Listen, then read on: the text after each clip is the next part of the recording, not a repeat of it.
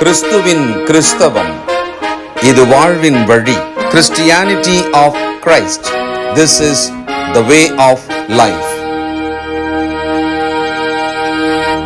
Glory to the Father, Son and the Holy Spirit. பிதாவை தேவனுக்கும் ஆண்டவராகிய இயேசு கிறிஸ்துவுக்கும் பரிசுத்த ஆவியானவருக்கும் துதியும் கனமும் உண்டாவதாக. I greet and welcome each one of you for this evening worship. இந்த மாலை தொழுகைக்குள்ளாக உங்கள் யாவரையும் வாழ்த்தி வரவேற்கின்றேன். Everybody need this one. Everybody need this one. இந்த ஒரு காரியம் எல்லோருக்கும் அவசியமாக இருக்கிறது. From the childhood, when we understand what is right and wrong, from that period onwards, we need this particular thing desperately till we die. சிறு வயது முதலாக நன்மை தீமை எது என்று பகுத்தறிய துவங்கின நாள் முதலாக மரணம் வரை இந்த காரியம் அத்தியாவசியமானதாக இருக்கிறது நம்ம வாழ்க்கையில். It is inevitable, but we lose this particular thing very much in a day-to-day life. தவிர்க்க கூடாதது, ஆனால் அனுதின வாழ்க்கையில் நாம் அதை தவறவிடுகின்றோம். This one you can have it and you can give to somebody. இதை நாம் வைத்தும் கொள்ளலாம், இதை மற்றவரோடு பகிர்ந்தும் கொடுக்கலாம். Nations spend millions of money to get this particular thing between the nations. இரண்டு தேசங்களுக்கு இடையே இதை பெற்றுக்கொள்ளத்தக்கதாக கோடிக்கணக்கான அளவு பணத்தை அவர்கள் செலவு செய்கிறார்கள். Same way, people spend millions of money and then losing this particular thing between the nations. Even right now it's going on. அதுபோலவே இதை இழந்து போவதற்காகவும் தேசங்கள் ஒன்றுக்கு எதிராய் ஒன்று அதிகமான பணத்தை, கோடிக்கணக்கான பணத்தை செலவு செய்கிறார்கள். இப்பொழுதும் நடந்து கொண்டு வருகிறது. This particular thing is a special identity mark of a Christian. A Christian will be called or considered as a child of God. This one is very important. ஒரு கிறிஸ்தவன் தேவனுடைய குமாரனாக அழைக்கப்பட வேண்டும் என்றால் இது அவசியமாக இருக்கிறது. ஒரு கிறிஸ்தவனுக்கு மிக முக்கியமான ஒன்றாய் இது இருக்கிறது. What is this? அது என்ன? You may be thinking something else, but it is nothing but peace. நீங்கள் வேறு அநேக காரியங்களை யோசித்துக் கொண்டிருக்கலாம். அது சமாதானம். Here we took this particular scripture after the resurrection of Christ. He came inside the house of the disciples who gathered in a different mood, and he said first, peace be unto you. கிறிஸ்துவினுடைய உயிர்த்தெழுதல் என்பதாக சீஷர்கள் யாவரும் ஒரு அறையிலே கூடி வந்திருந்தார்கள். அப்பொழுது அவர்கள் மத்தியிலே இயேசு கிறிஸ்து வந்து உங்களுக்கு சமாதானம் உண்டாவதாக என்று கூறினார். அவர்கள் பயத்திலோ மற்ற மனநிலையில் இருந்தார்கள். Whatever statement I said as an introduction, now you remember whatever I said is very true. நான் அறிமுகமாக சொன்ன எல்லா காரியத்தையும் இப்பொழுது நீங்கள் கூட்டி பார்த்தால் நான் சொல்வது சத்தியம் என்பதை உணர்ந்து கொள்வீர்கள். Truly millions of money spent between the nations, and they have several talks to get peace between them. அநேக ஆயிரம் கோடிகள் ஒரு தேசம் மற்ற தேசத்துக்கு இடையிலே செலவு செய்யப்பட்டு இரண்டு தேசம் சமாதானமாக இருப்பதற்கு முயற்சி எடுக்கப்படுகிறது. And to destroy the peace, they spend millions of money. அதுபோலவே அந்த சமாதானத்தை இழந்து போகத்தக்கதாக அநேக கோடிக்கணக்கான பணத்தை அவர்கள் செலவு செய்து கொண்டும் இருக்கிறார்கள். They war each other. ஒருவருக்கு எதிராக ஒருவர் யுத்தம் செய்கிறார்கள். Same way, in a minimum level, we the brothers and sisters and family members and friends and our relatives, the neighborhood, we too do the same in a small level and we lose our peace. அதுபோலவே நண்பர்களாக, குடும்பமாக, அயலகத்தாராக, உறவினர்களாக, சகோதரர்களாக இதே காரியத்தை நாமும் கூட சிறிய அளவில் செய்து சமாதானத்தை இழந்து போகின்றோம். Let us have a common question first. முதலாவது ஒரு பொதுவான கேள்வியை நாம் வைக்கலாம். Does every human being can have the peace? எல்லா மனிதர்களுக்கும் சமாதானம் கிடைக்க கூடுமா? Is there any kind of a people they cannot get peace? சமாதானமே பெற முடியாதவர்கள் என்றும் சிலர் இருக்கிறார்களா? The answer is book of Isaiah chapter 48. ஏசாயா 48ஆம் அதிகாரம் அதற்கான பதிலாக இருக்கிறது. ஏசாயா 48ஆம் அதிகாரம் 22. 22வது வசனம். There is no peace for the wicked, says the Lord. துன்மார்க்கருக்கு சமாதானம் இல்லை என்று கர்த்தர் சொல்லுகிறார். There is no peace. It is very clear. There is no need of an explanation. மிக தெளிவாக இருக்கிறது, இதற்கான விளக்கம் அவசியமில்லை. அவர்களுக்கு சமாதானம் இல்லை. But the wicked, they too spend their time and energy and money, everything to enjoy and to have a peace from the world. இந்த உலகத்திலிருந்து சமாதானத்தை பெற்றுக்கொள்ளத்தக்கதாக தங்களுடைய பிரயாசத்தை, தங்களுடைய பலத்தை, தங்களுடைய பணத்தை செலவு செய்கிறார்கள். துன்மார்க்கரும் கூட சமாதானத்தை பெற்றுக்கொள்வதற்கு. But God said that there is no peace for the wicked. ஆனால் அவர்களுக்கு சமாதானம் இல்லை என்று கர்த்தர் சொல்லுகின்றார். Book of Isaiah 57. ஏசாயா 57ஆம் அதிகாரம் 20 and 21. 20 மற்றும் 21. ஏசாயா 57. But the wicked are like the tossing sea, for it cannot be quiet, and its water toss up refuse and mud. There is no peace, says God, for the wicked. துன்மார்க்கரோ கொந்தளிக்கும் கடலை போல் இருக்கிறார்கள். அது அமர்ந்திருக்க கூடாமல் அதன் ஜலங்கள் சேற்றையும் அழுக்கையும் கரையில் ஒதுக்குகிறது. துன்மார்க்கருக்கு சமாதானம் இல்லை என்று என் தேவன் சொல்கிறார். God is giving a picture of a wicked man. தேவன் இந்த துன்மார்க்கரை குறித்து சொல்லுகின்றார். அவருடைய ஒரு சித்திரத்தை போல விளக்குகின்றார். Their heart will be like a sea with all the mud. Sometime in the tsunami, if you see some pictures, the sea water bring all kind of blacky and all kind of a mud, and everything will be there. You cannot see a clear water at all. நாம் பார்த்திருக்கிறோம், tsunami போன்ற காலங்களிலே அந்த கடலானது பொங்கி வரும் பொழுது அதோடு கூட கருப்பு நிறமான மணலை கூட எடுத்து வரும். அதனுடைய தண்ணீர் தெளிவாக இருக்காது, நம்மால் அதை பார்க்கவும் முடியாது. It is a condition of a wicked heart. He cannot have a peace in his mind. துன்மார்க்கருடைய இருதயம் இப்படிப்பட்டதாக இருக்கிறது. ஆகையால் அவருடைய மனதிலே சமாதானம் இல்லை. What is the reason the wicked doesn't have peace? ஏன் துன்மார்க்க சமாதானம் இல்லாமல் போகிறது? One answer. ஒரு பதில், the sin prevailing in their life which take away the peace. அவர்கள் வாழ்க்கையிலே நிலை கொண்டிருக்கிறதான பாவம் அவர்களில் இருக்கிற சமாதானத்தை எடுத்து போடுகிறது. Sometimes the good Christian, the believers, will they lose their peace? சில வேளைகளிலே நல்ல கிறிஸ்தவர்கள், விசுவாசிகள் சமாதானத்தை இழக்க கூடுமா? Of course. நிச்சயமாக இழக்கக்கூடும். Let me show you a house where three persons, one is Jesus and another one two sisters. ஒரு வீடு, அங்கே இயேசு கிறிஸ்து, இரண்டு சகோதரிகள் இருக்கிறார்கள். அதை நாம் பார்க்க முடியும். Luke chapter 10, லூக்கா 10ஆம் அதிகாரம் 41 and 42. 41 42. லூக்கா 10ஆம் அதிகாரம் 41 42. இயேசு அவளுக்கு பிரதியுத்தரமாக, மார்த்தாளே மார்த்தாளே, நீ அநேக காரியங்களை குறித்து கவலைப்பட்டு கலங்குகிறாய். தேவையானது ஒன்றே. மரியாள் தன்னை விட்டு எடுபடாத நல்ல பங்கை தெரிந்து கொண்டாள் என்றார்.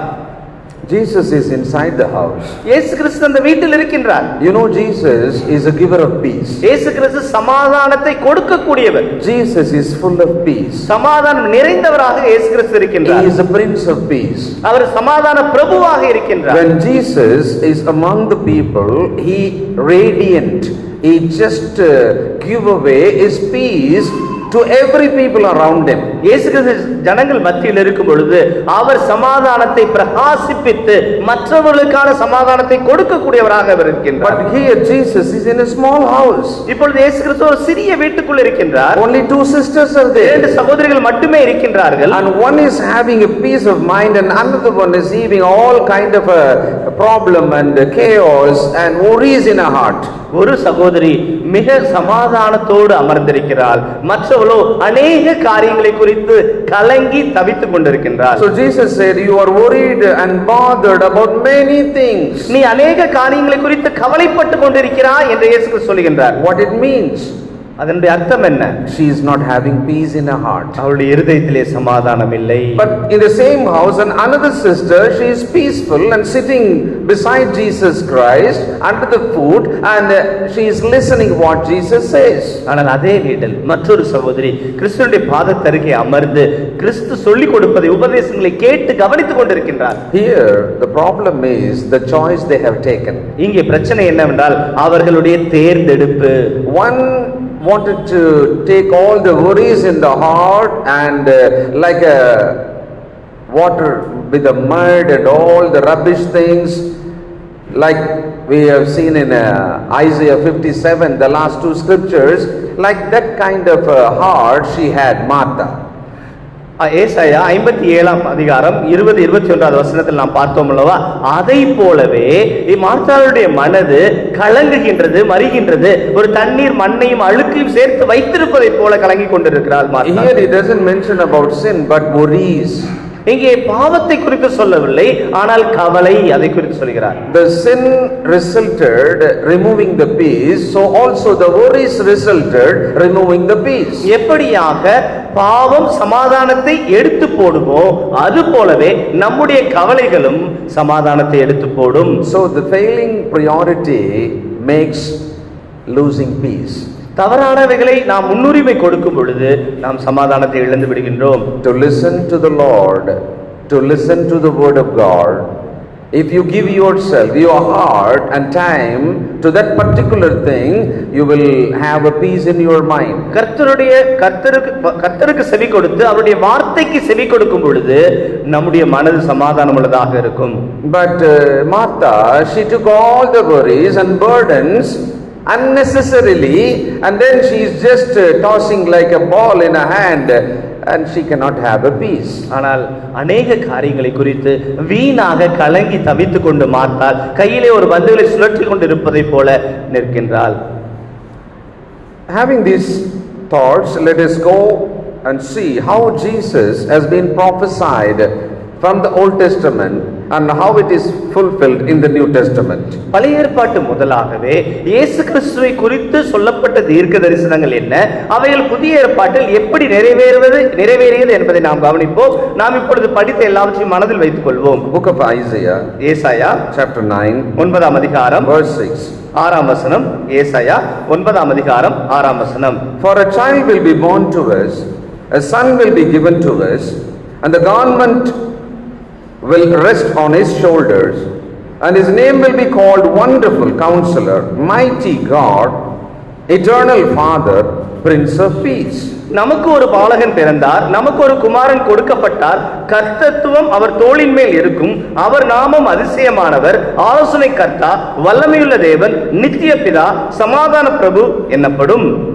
When the same prophecy fulfilled in the New Testament, he came as a child, and the announcement has been given to the shepherds in the night.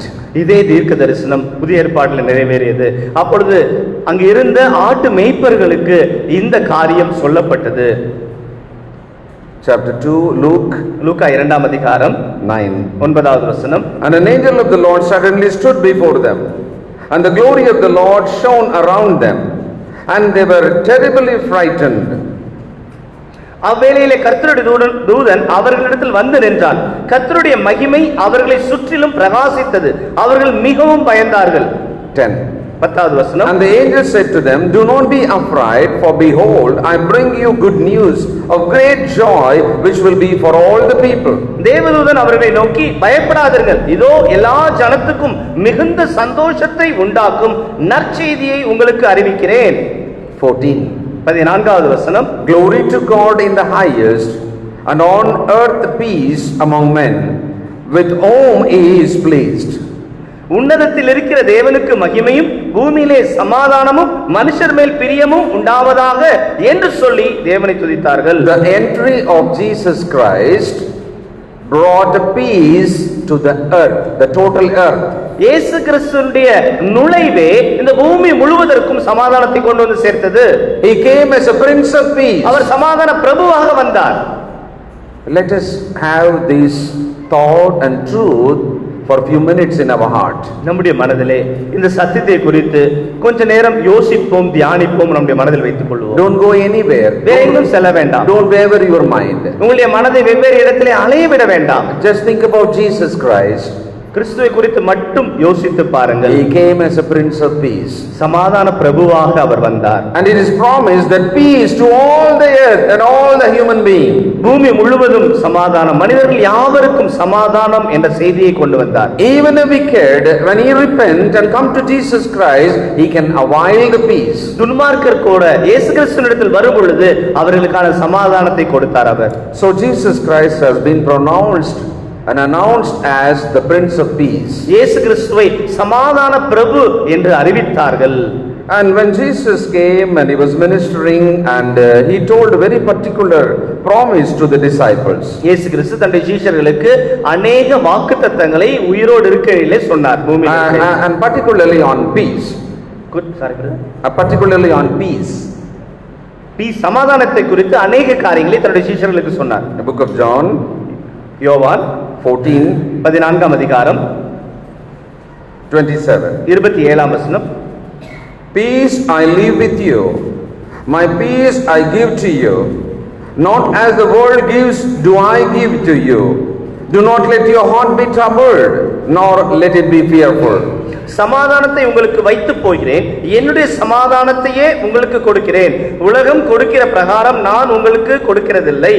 உங்கள் இருதயம் கலங்காமலும் பயப்படாமலும் இருப்பதாக. Very simple and very clear, and which has a wonderful promise and comfort. மிக தெளிவான, மிக உறுதியான வாக்குத்தத்தமாக இந்த வசனம் இருக்கிறது. And Jesus said, I give my own peace to you. என் சந்தோஷத்தை உங்களுக்கு வைத்து போகிறேன். I give my peace to you. என்னுடைய சமாதானத்தை உங்களுக்கு கொடுக்கிறேன். And it's not world is giving you the peace. இந்த உலகம் கொடுக்கிற சமாதானத்தை போல் இது இருக்காது. So it will be a very special one. இது ஒரு மிக விசேஷமானது இந்த சமாதானம். And this peace will have all kind of good qualities. இந்த சமாதானத்தில் எல்லா விதமான நற்குணங்கள் இருக்கும். The world may give peace temporarily and which may bring some problem in our life later. இந்த உலகம் சமாதானத்தை கொடுக்கும் பொழுது அது தற்காலிகமாக இருக்கும். அதோடு கூட பின்னாளிலே अनेक பிரச்சனைகளையும் அது சேர்த்து கொண்டு வரும். But the peace which has Jesus, and he said and promised very clearly, I will give my peace to you. ஆனால் இயேசு கிறிஸ்து வாக்குத்தத்தமாக சொன்ன கொடுத்த அந்த சமாதானம் மிக வித்தியாசமானதாக இருக்கிறது. John 16:33. யோவான் 16:33 வசனம். யோவான் 16 அதிகாரம் 33 வசனம். These things I have spoken to you so that in me you may have peace. In the world you have tribulation, but take courage, I have overcome the world. என்னிடத்தில் உங்களுக்கு சமாதானம் உண்டாயிருக்கும் பொருட்டு இவைகளை உங்களுக்கு சொன்னேன். உலகத்தில் உங்களுக்கு உபத்திரவம் உண்டு, ஆனாலும் திடன் கொள்ளுங்கள், நான் உலகத்தை ஜெயித்தேன் என்றார். So in the world we may have a lot of troubles and tribulations. இந்த உலகத்தில் अनेक பிரச்சனைகள் இருக்கலாம். And we should have a peace in our heart. ஆனால் நம்முடைய இருதயத்தில் சமாதானம் இருக்கும். I'm going to show you 7 important areas we should have peace and we should maintain the peace. 7 முக்கியமான பகுதிகளை உங்களுக்கு காண்பிக்க விரும்புகிறேன். அவைகளிலே நமக்கு நிச்சயமாக சமாதானம் இருக்க வேண்டும். These 7 areas, if you lose one, it will affect another. இந்த 7 பகுதிகளிலே ஒரு பகுதியிலே சமாதானத்தை இழந்தால் கூட மற்ற எல்லாவற்றினுடைய சமாதானத்தையும் இழக்கக்கூடும். Every Christian must be very conscious and careful enough to keep the peace in these 7 particular areas. குறிப்பாக இந்த 7 முக்கியமான பகுதிகளிலே சமாதானத்தை காத்துக்கொள்ளத்தக்கதாக எல்லா கிறிஸ்தவர்களும் முயற்சி எடுக்க வேண்டும். Number 1, முதலாவது peace with God. தேவனோடு சமாதானம். Romans chapter 5, ரோமர் 5 அதிகாரம் verse 1. 1 வசனம். ரோமர் 5 அதிகாரம் 1 வசனம். Therefore, having been justified by faith, we have peace with God through our Lord Jesus Christ. இவ்விதமாக நாம் விசுவாசத்தினாலே நீதிமான்கள் ஆக்கப்பட்டிருக்கிறபடியால் நம்முடைய கர்த்தராகிய இயேசு கிறிஸ்து மூலமாய் தேவனிடத்தில் சமாதானம் பெற்றிருக்கிறோம். For this particular peace with God, I have nothing to do. இந்த தேவனோடு சமாதானம் பெற்றுக்கொள்ளத்தக்கதாக நான் எதுவும் செய்ய முடியாது. Even if I wanted to do, this will not help me. நான் ஏதாவது செய்ய முயற்சி எடுத்தாலும் அதனால் பலன் ஒன்றுமில்லை. One thing, I should have a faith in the process. அந்த செயலின் மீது நான் நம்பிக்கை வைக்க வேண்டும். What Jesus said, if I have a belief in that, if I obey, then I can have a peace with God. இயேசு கிறிஸ்து சொன்னவைகளை நான் விசுவாசித்து அதற்கு கீழ்ப்படிந்தால் தேவனோடு எனக்கு சமாதானம் உண்டு. Sin only broken my peace with God. தேவனோடு நமக்கு இருக்கிற சமாதானத்தை இல்லாமல் ஆக்குவது பாவம்தான். So Jesus removed my sin and then he make a covenant and a close relationship and a peace and reconciliation with the God, the Creator.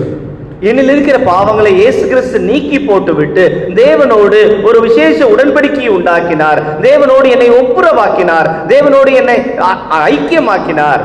If I have this peace, it is very, very important, more valuable, more precious. So I must be very careful to keep this peace always. இந்த சமாதானம் மிக அருமையானது, இது மிக விலையுயர்ந்தது, விசேஷமானது. ஆகையினால இதை நான் பாதுகாக்க வேண்டும். The amount paid to bring the peace between me and God, you cannot even comprehend and you cannot even compromise. எனக்கும் தேவனுக்கும் இடையே சமாதானத்தை உருவாக்கத்தக்கதாக கொடுக்கப்பட்ட விலை கிரயமானது மிக அதிகமாக இருக்கிறது. ஆகையினாலே இதோடு நாம் எந்த விதமான மாற்றுதலையும் செய்யக்கூடாது. You cannot compensate. அதற்கு ஈடாக நாம் எதையும் கொடுக்க முடியாது. Even if you kill yourself and shed all your blood, it will not be suitable for you. நம்மை நாமே கொன்று நம்முடைய இரத்தம் எல்லாவற்றையும் சிந்தினால் கூட இந்த விலை கிரயத்திற்கு ஈடாக நாம் சரி கட்ட முடியாது. When you are baptized, நீங்கள் திருமுழுக்கு பெற்ற பொழுது this happened. இது சம்பவித்தது. Christ's blood cleansed your sin and made a reconciliation and peace with God the Creator. கிறிஸ்துவின் இரத்தம் என்னை சுத்திகரித்து தேவனோடு என்னை ஒப்புரவாக்கியது. You should not spoil that peace. அந்த சமாதானத்தை நாம் நஷ்டப்படுத்த கூடாது. How can I spoil? எப்படி அதை நஷ்டப்படுத்த கூடும்? When I continue in my sin, நான் தொடர்ந்து பாவத்தில் நிலைநிற்கும் பொழுது I will spoil the peace between me and God. எனக்கும் தேவனுக்கும் இடையே இருக்கிற இந்த சமாதானத்தை நான் நஷ்டப்படுத்த முடியும். So all who are baptized in Christ, you must be very careful enough to keep the peace with God and you. ஆகையினாலே கிறிஸ்துவுக்குள்ளாக திருமுழுக்கு பெற்ற நாம் ஒவ்வொருவருமே இந்த சமாதானத்தை பாதுகாத்துக் கொள்ளத்தக்கதாக நாம் கவனமாக இருக்க வேண்டும். Second, இரண்டாவது, we should have peace with all the people around us. நம்மை சுற்றி இருக்கிற எல்லாரோடும் சமாதானமாக நமக்கு இருக்க வேண்டும். Galatians chapter 3, கலாத்தியர் 3 அதிகாரம் 28. 28வது வசனம். கலாத்தியர் 3:28. There is neither Jew nor Greek, there is neither slave nor free, there is neither male nor female, for you are all one in Christ Jesus. யூதன் என்றும் கிரேக்கன் என்றும் இல்லை, அடிமை என்றும் சுயாதீனன் என்றும் இல்லை, ஆண் என்றும் பெண் என்றும் இல்லை, நீங்கள் எல்லாரும் கிறிஸ்து இயேசுவுக்குள் ஒன்றாயிருக்கிறீர்கள். This one meaning that you all have peace and become one. நீங்கள் ஒன்றாய் இருக்கிறீர்கள் என்று சொல்லும் பொழுது நீங்கள் யாவரும் சமாதானமாக இருக்கிறீர்கள், ஐக்கியமாய் இருக்கிறீர்கள். There is nothing will come and discriminate you or divide you. உங்களுக்குள்ளாக எதுவும் வந்து பிரிவினையை உருவாக்காது. Because already we are different people but gathered in Jesus Christ and become one. ஏற்கனவே நாம் வித்தியாசமானவர்கள், கிறிஸ்துவுக்குள்ளாக ஒன்றாக இப்பொழுது இருக்கிறோம். Money, color, creed or caste, anything should not come and disturb the oneness, the peace in Christ. பணமோ நிறமோ அல்லது ஜாதியோ மற்ற எதுவும் கூட நம்ம இடையில் வந்து நம்மை பிரித்து விடக்கூடாது. Because God made everyone around us in Christ to be one. ஏனென்றால் நாம் யாவரையும் கிறிஸ்துவுக்குள்ளாக ஒன்றாய் இருக்கும்படி தேவன் செய்திருக்கிறார். But the tragedy or the sad part, even when you become a Christian, you see the difference or you make some difference or you create a difference among each other. It's very sad and we spoil this particular truth in our life. கிறிஸ்துவுக்குள்ளாக வந்த பிறகும் கூட வெவ்வேறு காரணங்கள் நிமித்தமாக நாம் பிரிந்து நம்மை நாமே பிரித்து காண்பிக்கிறோம், மற்றவர்களை பிரித்து வைக்கிறோம். இந்த சத்தியத்தை இந்த வாறு நாம் குலைத்துக் கொண்டிருக்கிறோம். Point number 3. மூன்றாவது பகுதி Very important. மிக முக்கியமானது. we should have peace within ourselves. நமக்குள்ளாக சமாதானம் இருக்க வேண்டும். Philippians chapter 4, பிலிப்பியர் 4 அதிகாரம் 6 and 7. 6 மற்றும் 7 வசனம். பிலிப்பியர் 4 6 மற்றும் 7. Be anxious for nothing, but in everything by prayer and supplication with thanksgiving let your requests be made known unto God, and the peace of God, which surpasses all comprehension, will guard your hearts and your minds in Christ Jesus. நீங்கள் ஒன்றுக்கும் கவலைப்படாமல் எல்லாவற்றையும் குறித்து உங்கள் விண்ணப்பங்களையும் ஸ்தோத்திரத்தோடு கூடிய ஜெபத்தினாலும் வேண்டுதலினாலும் தேவனுக்கு தெரியப்படுத்துங்கள். அப்பொழுது எல்லா புத்திக்கும் மேலான தேவ சமாதானம் உங்கள் இருதயங்களையும் உங்கள் சிந்தனைகளையும் கிறிஸ்து இயேசுவுக்குள்ளாக காத்துக்கொள்ளும். Listen carefully. கவனியுங்கள். What is the major reason one losing his own peace? தன்னுடைய சொந்த சமாதானத்தை இழந்து போவதற்கான மிக முக்கியமான ஒரு காரணம் என்ன? Do you remember Martha? மார்த்தாவை குறித்து ஞாபகம் இருக்கிறதா? What Jesus said? கிறிஸ்து அவளை குறித்து என்ன சொன்னார்? Martha, Martha, you are worrying about many things and you take everything as a burden in your heart and you are losing your peace. மார்த்தாளே மார்த்தாளே, நீ அநேக காரியங்களை குறித்து கவலைப்படுகிறாய், நீ கலங்குகின்றாய், உன் மீது நீ எடுத்துக்கொள்கிறாய் என்று சொல்கின்றார். So it is very easy to understand who or how a person is losing his own peace is very simple. In a simple way, by taking or bringing worries in the heart. எல்லாவிதமான கவலைகளை நம்முடைய மனதுக்குள்ளாக கொண்டு வருவதன் மூலமாக நமக்குள்ளாக இருக்கிற சமாதானத்தை நாம் இழந்து கொள்கின்றோம். So here God said, be anxious for nothing, but in everything prayer and supplication with thanksgiving let your requests be known unto God. நீங்கள் ஒன்றுக்கும் கவலைப்படாமல் எல்லாவற்றையும் குறித்து உங்கள் விண்ணப்பங்களை ஸ்தோத்திரத்தோடு கூடிய ஜெபத்தினாலும் வேண்டுதலினாலும் தேவனுக்கு தெரியப்படுத்துங்கள். I'm going to tell you one truth. ஒரு சத்தியத்தை உங்களுக்கு சொல்ல விரும்புகிறேன். It's a practical truth. இது வாழ்க்கையிலே பயிற்சி செய்யக்கூடிய ஒரு சத்தியம். You can try, நீங்கள் முயற்சி எடுக்கலாம், and you can see the change within yourself. அதனால் வரக்கூடிய மாற்றத்தை நீங்களே பார்க்கலாம். See, every time and every day we are praying to God. அனுதினமும் நாம் தேவனிடத்தில் ஜெபித்துக் கொண்டிருக்கின்றோம். We just show ourselves and open our heart and whatever the need and whatever the problem, we present everything daily to God. அனுதினமும் நமக்கு தேவைகள் எல்லாவற்றையும் அதுபோலவே நம்முடைய விருப்பங்கள் எல்லாவற்றையும் தேவனுக்கு முன்பாக பிரச்சனைகளும் தேவனுக்கு முன்பாக வைக்கின்றோம். For example, your 10 prayers, out of 10 prayers, only one prayer bring you some peace, not other 9. உதாரணமாக 10 காரியங்களுக்காக ஜெபிக்கிறீர்கள், அதில் ஒன்றே ஒன்று மட்டும்தான் உங்களுக்கு சமாதானத்தை கொடுக்கிறது என்று வைத்துக் கொள்ளலாம். What I mean, 10 times you are praying, அதாவது 10 முறை நீங்கள் ஜெபிக்கிறீர்கள். one time after the prayer you feel some peace of mind. ஆனால் ஒரு முறை ஜெபித்த பின்பு மட்டுமே உங்களுக்கான சமாதானத்தை உணர்கிறீர்கள். Other 9 prayer is okay and whatever you said is okay, but after the prayer no peace of mind. அல்லது மற்ற 9 முறை நீங்கள் ஜெபிக்கிறீர்கள், எல்லாம் சரிதான், நீங்கள் ஜெபிப்பது சரிதான், ஆனாலும் உங்களுக்கான சமாதானத்தை நீங்கள் உணர்ந்து கொள்வதில்லை. There is one particular thing, if you follow all the 10 prayers can bring you the peace. நீங்கள் ஒரே ஒரு காரியத்தை கவனமாக பின்பற்றினால் எல்லா 10 ஜெபங்களும் உங்களுக்கு சமாதானத்தை கொண்டு வரும். It is mentioned in this particular scripture. இந்த குறிப்பிட்ட வசனத்திலே அது மிக தெளிவாக சொல்லப்பட்டிருக்கிறது.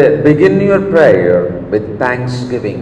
நன்றியோடு கூட உங்களுடைய ஜெபத்தை துவங்குங்கள். You have all the worries. எல்லா கவலைகளும் உங்களிடத்தில் இருக்கிறது. The worries are pressurizing you. அந்த கவலைகள் எல்லாம் அழுத்துகிறது உங்களை. You have a lot of fear out of that. அதை குறித்த பயங்களும் உங்களுடைய இதயத்தில் இருக்கிறது. You don't know what to do. என்ன செய்வது உங்களுக்கு தெரியவில்லை. You are in such a condition. நீங்கள் அந்த நிலையில் இருக்கிறீர்கள். You know how to pray. எப்படி ஜெபிக்கணும் உங்களுக்கு தெரியும். So you begin your prayer, whatever God already said, done in your life, with the thanksgiving.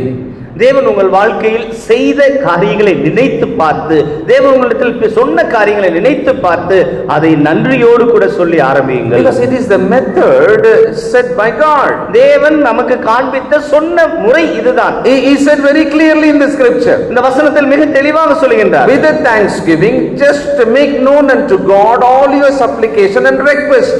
உங்களுடைய எல்லா விண்ணப்பங்களையும் ஸ்தோத்திரத்தோடு கூடிய ஜெபத்தினாலே தேவனுக்கு தெரியப்படுத்துங்கள். Mostly we don't thank God out of our heart. அநேக நேரங்களிலே நம்முடைய இருதயத்திலிருந்து தேவனுக்கு ஸ்தோத்திரங்களை நாம் ஏற்பதில்லை. We just open our heart and mind and say, oh, this is the thing I need, it is very urgent, God please give me, God please grant me. தேவனே இவைகள் எனக்கு அவசர தேவையாக இருக்கிறது, தேவனே எனக்கு உதவி செய்யும் என்று நம்முடைய மனதை திறந்து கொட்டி விடுகின்றோம். So please note down. If you do that, it's okay, fine. And if you don't do that, first open your mouth and say thanks for few things very wholeheartedly. And then you just present whatever your worry and whatever your need. அப்படி செய்து கொண்டிருந்தாலும் பரவாயில்லை. இனிமேல் உங்களுடைய இருதயத்தை திறந்து முழு மனதோடு தேவன் செய்தவர்களுக்கு முதலாவது நன்றிகளை தெரிவித்து நீங்கள் ஜெபிக்க ஆரம்பியுங்கள். What the result? அதனுடைய பலன் என்ன?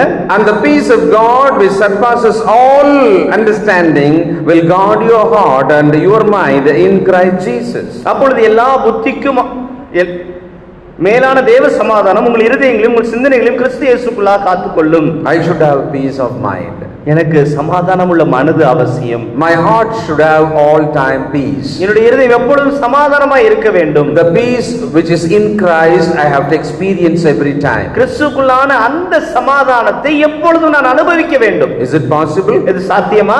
Yes, it is possible. அது சாத்தியம்தான். How can I get it? எப்படி அதை நான் பெற்றுக்கொள்வது? This is the way. What God said, if I pray like this, the result will be very sure. தேவன் சொல்லி இருக்கிறார், இப்படி நான் ஜெபித்தால் அதனுடைய பலன் உறுதியாக இருக்கும் என்று. Why we don't have this kind of an experience all the time? Because we don't do what God said in this manner. We don't pray. நாம் ஏன் எப்பொழுதுமே சமாதானத்தை அனுபவிப்பதில்லை? ஏனென்றால் தேவன் சொன்ன விதமாக நாம் ஜெபிப்பதில்லை, செய்வதில்லை. Point number 4. நான்காவது பகுதி, A peace in the family. குடும்பத்தில் சமாதானம். Colossians chapter 3. கொலோசியர் 3ஆம் அதிகாரம். கொலோசியர் 3ஆம் அதிகாரம் 18 onwards. 18 முதல். Wives, be subject to your husbands as is fitting in the Lord. Husbands, love your wives and do not be embittered against them. Children, be obedient to your parent in all things, for this is well pleasing to the Lord. Fathers, do not exasperate your children so that they will not be lose heart. 18 முதலாக கொலோசியர் 3ஆம் அதிகாரம். மனைவிகளே, கர்த்தருக்கு ஏற்கும்படி உங்கள் புருஷருக்கு கீழ்ப்படியுங்கள். புருஷர்களே, உங்கள் மனைவிகளில் அன்பு கூறுங்கள், அவர்கள் மேல் கசந்து கொள்ளாதிருங்கள். பிள்ளைகளே, உங்கள் பெற்றோருக்கு எல்லா காரியத்திலேயும் கீழ்ப்படியுங்கள், இது கர்த்தருக்கு பிரியமானது. பிதாக்களே, உங்கள் பிள்ளைகள் திடனற்று போகாதபடி அவர்களுக்கு கோபமூட்டாதிருங்கள். Is there any word peace in these 4 verses? இந்த 4 வசனத்திலும் ஏதாவது சமாதானம் என்கிற வார்த்தை இருக்கிறதா? No. இல்லை. Why I took this portion? நான் ஏன் இந்த பகுதியை எடுத்தேன்? I am going to read this scripture in another way. இன்னொரு விதத்திலே நான் உங்களுக்கு இந்த வசன பகுதியை வாசிக்க விரும்புகிறேன். Listen carefully. கவனியுங்கள். Wives, do not obey your husbands. Husbands, do not love your wives. And you just see them as a bitter one. Children, do not obey your parent in all the things. Father, you just mock and blaspheme your children so that they can be aroused in anger. மனைவிகளே, உங்கள் புருஷருக்கு கீழ்ப்படியாதேயுங்கள். புருஷர்களே, உங்கள் மனைவியில் அன்பு கூறாமல் அவர்கள் மீது கசந்து கொள்ளுங்கள். பிள்ளைகளே, உங்கள் பெற்றாருக்கு எந்த காரியத்திலும் கீழ்ப்படியாமல் இருங்கள். பிதாக்களே, உங்கள் பிள்ளைகள் திடனற்று போகத்தக்கதாக அவர்களுக்கு கோபமூட்டுங்கள். என்ன ஆகும்? What will happen? So here also I changed my version of the scripture, but you can understand in the previous scripture literally said, if you do what I said, you will have a peace and happiness at home. நான் இந்த வசன பகுதியை அப்படியே எதிராக மாற்றி சொன்னேன். அப்பொழுது உங்களுக்கு என்ன சம்பவிக்கிறது என்று புரியும். ஆகையினால இதன் அப்படியே செய்வதனால என்ன சம்பவிக்கும் என்பது உங்களுக்கு புரியும். So wives, if you are obedient to the husband, மனைவிகள் உங்கள் புருஷருக்கு கீழ்ப்படிந்து இருக்கும் பொழுது, husbands, when you love your wives and not thinking that they are your bitterness, புருஷர்களே, உங்கள் மனைவி மீது அன்பு கூர்ந்து அவர்களை கசந்து கொள்ளாது இருக்கும் பொழுது, children, when you obey your parent all the things, பிள்ளைகளே, நீங்கள் உங்களுடைய பெற்றோருக்கு எல்லா காரியத்திலும் கீழ்ப்படிந்து இருக்கும் பொழுது, what will happen? அப்பொழுது என்ன சம்பவிக்கும்? Peace will be at home. வீட்டிலே சமாதானம் இருக்கும். So how can I have the peace at home? எப்படி என் வீட்டிலே குடும்பத்திலே சமாதானத்தை நான் வைத்திருப்பது? Within the family, in the family relationship, what God said, in that righteousness, when I keep God's righteousness in my relationship, obeying God's law, I can hold, I can maintain, I can increase the peace in the family. தேவன் இந்த குடும்பத்திற்கான சட்டத்தை கொடுத்திருக்கின்றார். அந்த நீதிகளை நான் கைக்கொள்ளும் பொழுது அந்த வீட்டிலே சமாதானம் இருக்கும். Number 5. ஐந்தாவது பகுதி, Between the brethren, we have to maintain the peace. சகோதரர்கள் மத்தியிலே சமாதானம் இருக்க வேண்டும். 1 Peter 3, 1 பேதுரு 3ஆம் அதிகாரம் 8 through 12. 8 முதல் 12 வரை. 1 பேதுரு 3ஆம் அதிகாரம் 8 முதல் 12 வரை.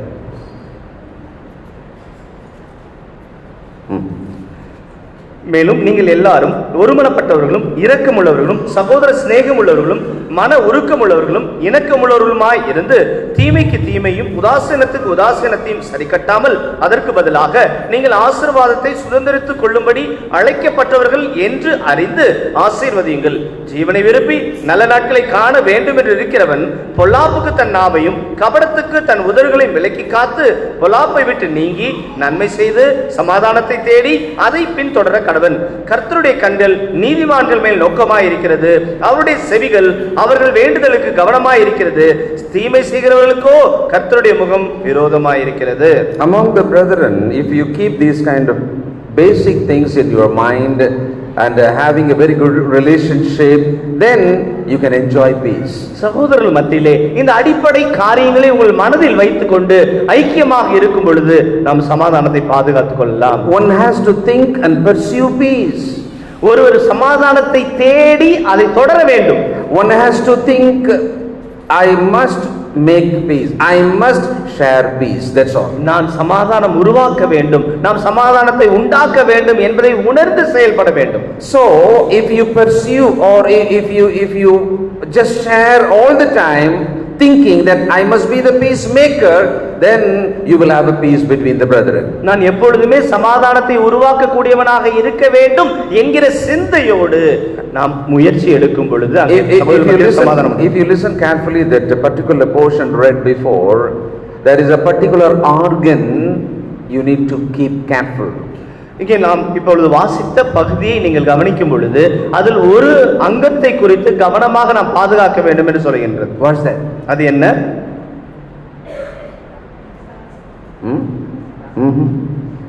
Why? Mouth, the tongue. That's what he said.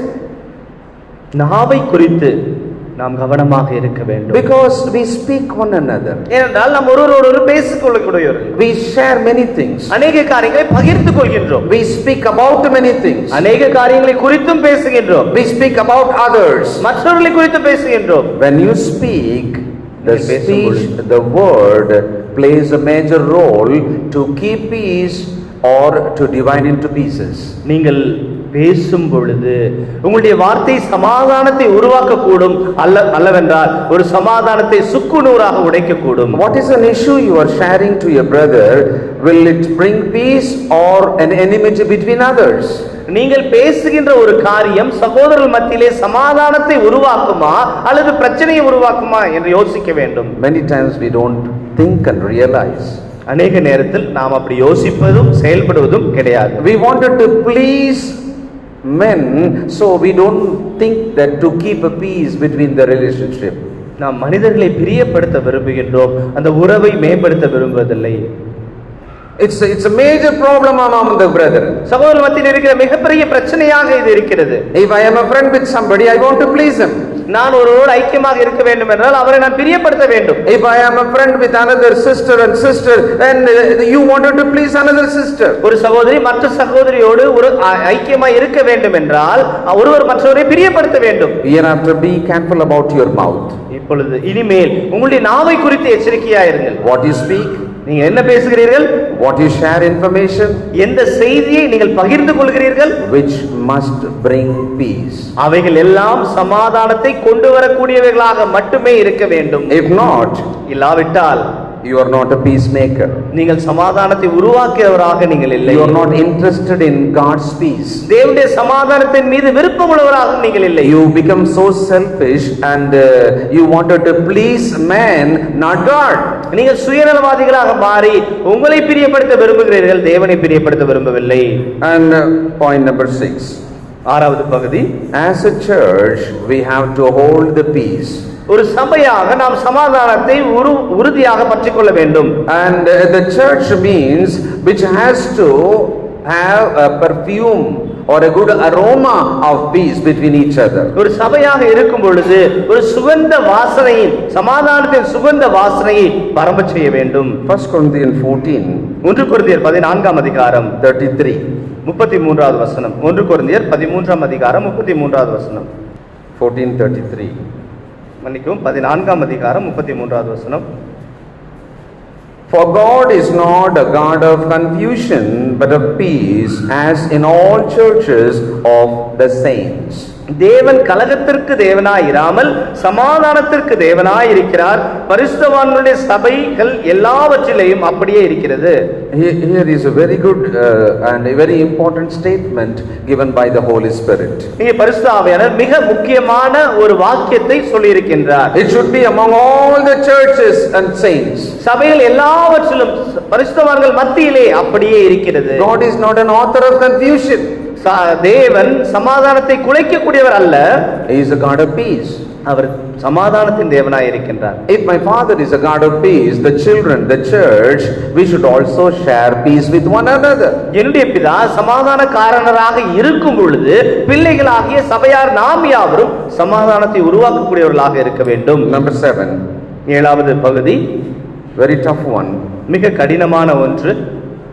We cannot able to do and we are fighting to do that.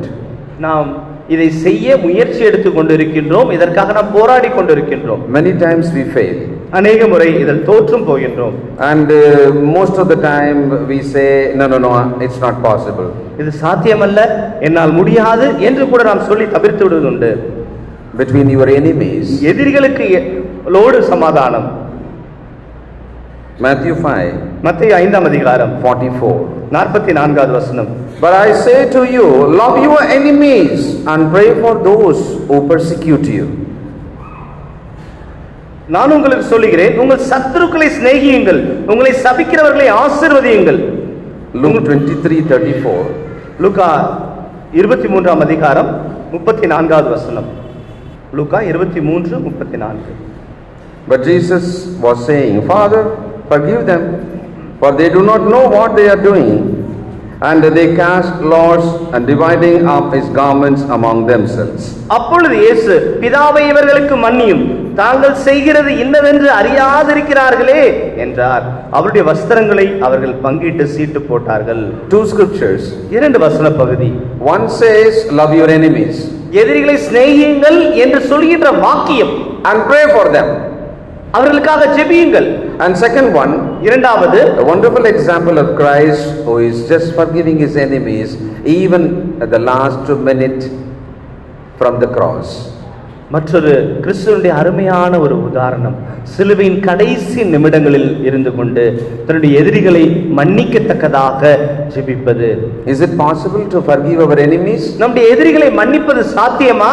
Yes, it is possible. ஆம், சாத்தியம்தான். Is it possible to love our enemies? நம்முடைய எதிரிகள் மீது சிநேகம் கொள்வது சாத்தியமா? Yes, it is possible. ஆம், சாத்தியம்தான். Only a matter of a decision.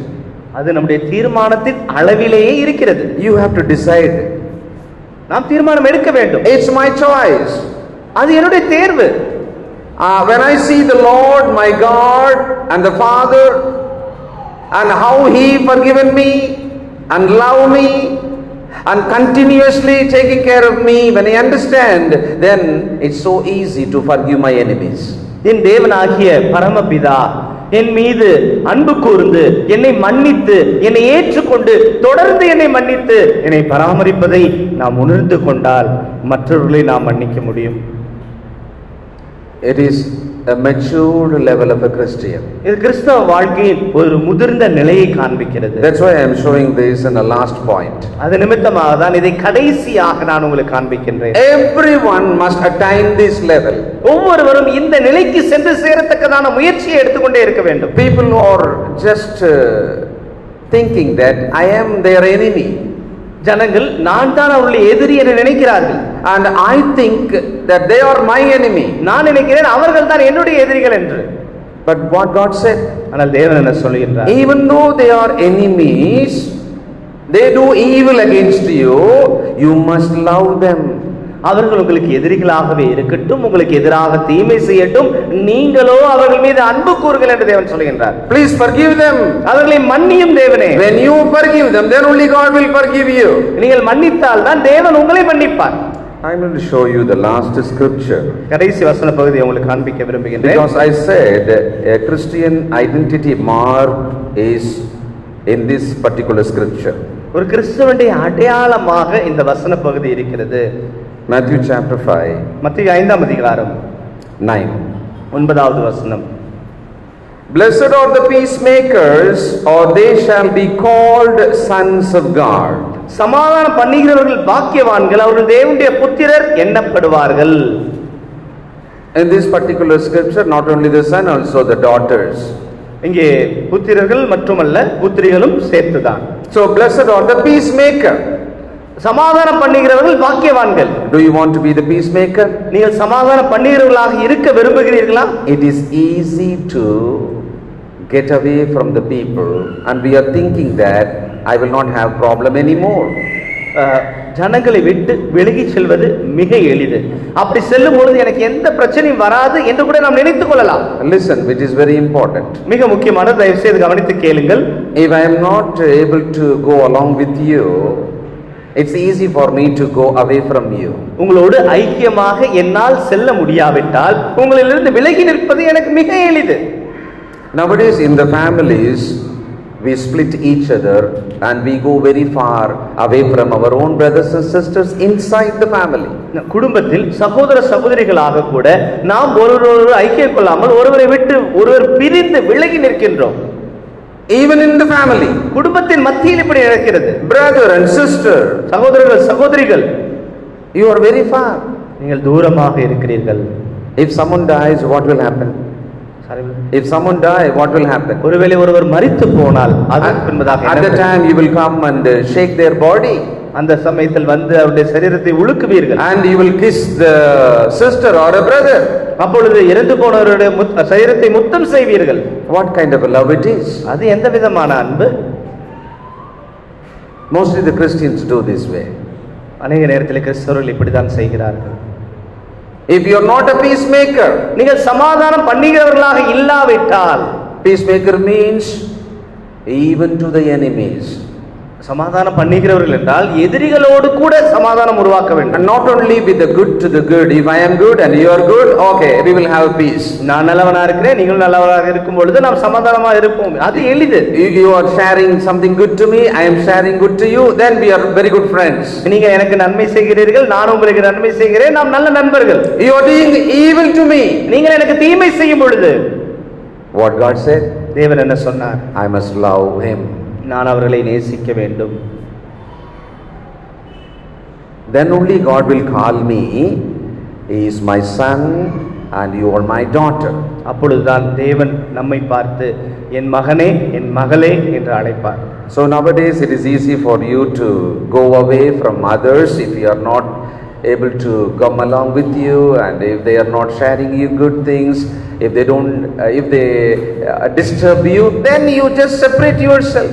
நீங்கள் ஒருவரோடு ஐக்கியமாக இருக்க முடியாவிட்டால், அவர்கள் உங்களுக்கான நன்மையை செய்யாவிட்டால், நீங்கள் அவர்களை விட்டு விலகிச் செல்வது எளிதாக இருக்கிறது. இப்பொழுது So 7 points. 7 பகுதிகள். Peace with God, தேவனோடு சமாதானம், peace with all other mankind, மற்ற ஜனங்களோடு சமாதானம், you must have peace within yourself, உங்களுக்குள்ளான சமாதானம், peace in the family, குடும்பத்தில் சமாதானம், peace among the brothers and sisters, சகோதர சகோதரிகள் மத்தியிலே சமாதானம், peace as a whole church with the saints, சபையாக பரிசுத்தவான்களாக மத்தியிலே சமாதானம். I must give peace even to my enemies. எதிரிகளோடு கூட சமாதானத்தை கொடுக்கிறவராக நான் இருக்க வேண்டும்.